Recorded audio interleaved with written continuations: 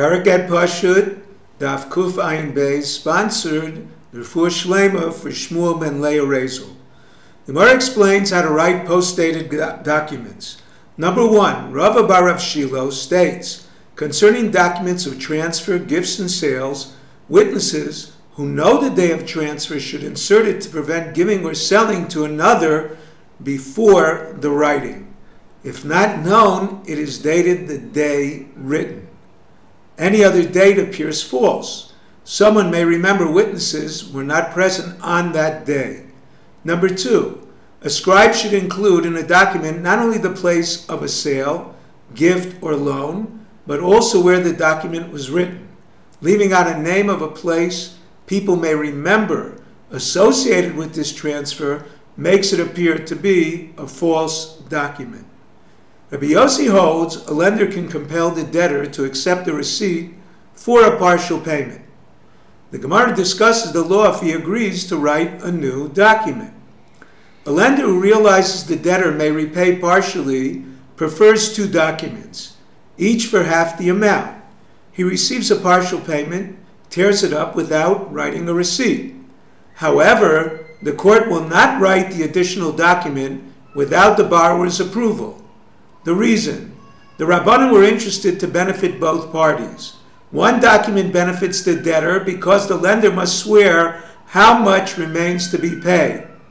The same reason applies in the opposite case, where the lender is in possession of 2 documents.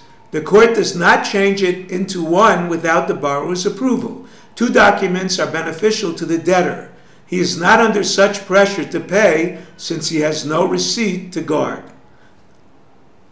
The lender is in possession of a document stating the borrower owes him 100. He is willing to exchange it for one of 50, claiming the borrower paid the other 50. The court does not write it without the borrower's permission. The reason: the court is concerned the lender collected the full amount, claimed he lost the document, and wrote a receipt for the full amount. He can claim an additional 50, claiming the present document is a new loan. Now we move on to a new Mishnah. 2 brothers, one wealthy and one poor, were bequeathed a bathhouse and olive press. Number 1, if their father rented them, they continue to rent them and divide the proceeds. If the father used them privately, the wealthy brother can insist they continue to be used privately, even if the poor brother has no use for them. He cannot compel his brother to buy his share or rent them. Number 2, 2 people with the same name live in the same city. A, one cannot collect a debt from the other. The borrower may use his loan document to collect from the lender.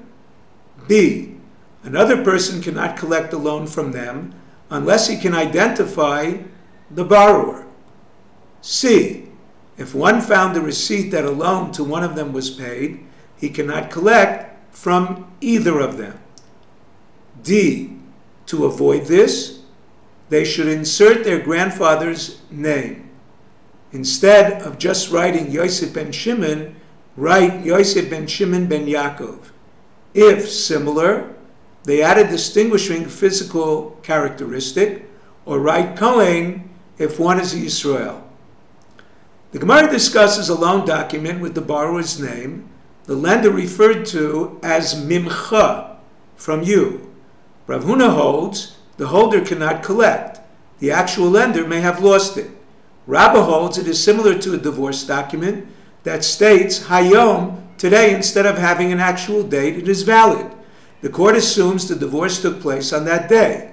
Similarly, a loan document that states Mimcha, from you, is assumed to belong to the holder. The court does not assume the lender lost it and the holder found it. A proof: we can infer from our Mishnah that even if we cannot identify from the document the owner with certainty, there is no concern that the owner lost it and the one collecting is the finder. One of 2 people in a city with the same name can collect a debt from another person in the city. The court does not assume it fell from one and the finder is collecting the loan. If you're enjoying Daf 5, please click on the link below, subscribe, and become a sponsor. Thank you.